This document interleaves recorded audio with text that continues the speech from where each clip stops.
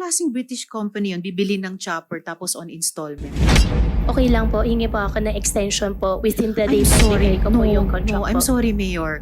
You promised to Apo. tell the committee the name of this British company. So please. Okay, confirm ko lang po para sigurado. Kasi, Bakit hindi nyo alam, Mayor? Pagkatapos nung nakaraang hearing, kumontak po kami sa CAAP. Active pa po ang registration ng chopper nyo Apo. na nasa pangalan nyo. Yes po, Your Honor. So can you explain this? Bakit sinabi nyong binenta nyo na ito samantalang lumalabas, kayo pa rin yung may-ari? Your Honor, ang kontrata po namin yan ay deed of absolute sale po. Ay deed of conditional sale po pala. Babayaran po siya in next 6 months po. Installment din po. After po mabayaran po, mag-execute na po ako ng deed of sale po sa kanila. So habang hindi pa deed of sale na consummated, kayo pa rin yung may-ari.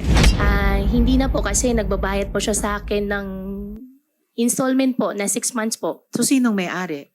Meron po isang British company po. Anong klaseng British company yun? Bibili ng chopper tapos on installment. Your Honor, provide ko na lang po yung details po na lahat po sa inyo para mas para mas ma-investigate nyo po na ano po.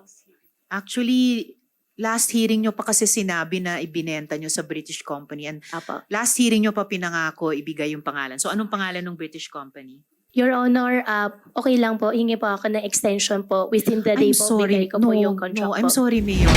Binigyan Sige na po kayo ng ilang araw mula nung nakaraang hearing and you promised to Apo. tell the committee the name of this British company. So please. Apo, We- ngayon, ano Yes, ko na po. opo. I need the answer now. Kasi dapat hindi ganitong kahirap magtanungan ng magkatrabaho sa gobyerno. Kung facts yan, dapat na ibibigay natin sa isa't isa. Apo. Hindi yung humingi kayo ng palugit noon, ibinigay naman ng chair. Ngayon, if-follow up ko, hihingi na naman kayo ng palugit. No, please, if there's any truth to that sale to a British company, ano po yung pangalan ng British company na yan? Opo, Your Honor. Iko-confirm ko lang po para sigurado po. Ko-confirm nyo yung pangalan? Opo, iko-confirm ko lang po para sigurado. Kasi, Bakit hindi nyo alam, Mayor? Binenta nyo sa kanila, they owe you money. Babayaran kayo on installment for 6 months. Ano pong pangalan ng British company na yan? Your Honor, yung pangalan po, ang na-execute po is yung lawyer. Kaya iko-confirm ko lang po para sigurado Sinong po. lawyer? Lawyer ko po. Ano pangalan ng lawyer nyo? Attorney Phil Joy. Attorney Phil Joy. Opo.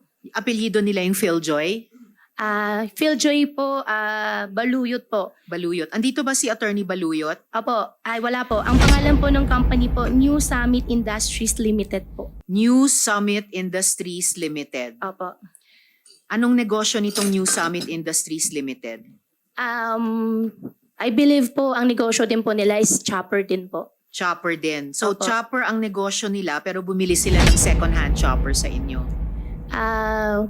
Ang pagkakalam ko po, Your Honor, matagal daw po ang waiting time po ng Lion Air po ngayon. At it so happen po, tinanong na binibenta ko po dahil ang gusto ko naman po talagang negosyo po doon sa chopper ay gagawin po siya parang air taxi. However po, hindi po nag-push through, binenta ko na lang po.